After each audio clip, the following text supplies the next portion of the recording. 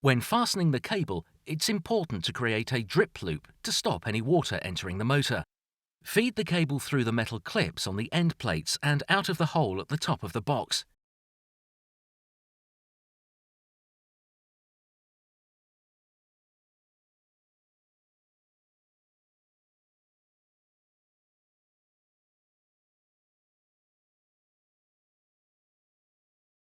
Secure with cable ties.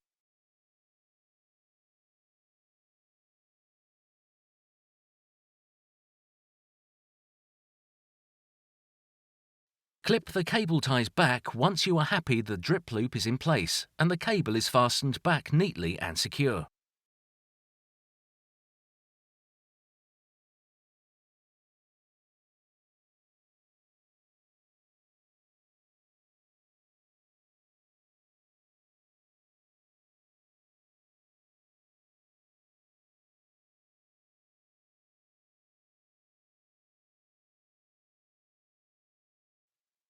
To fit the manual override, pass it through the end plate into the motor and use the washer and Allen key bolt to secure.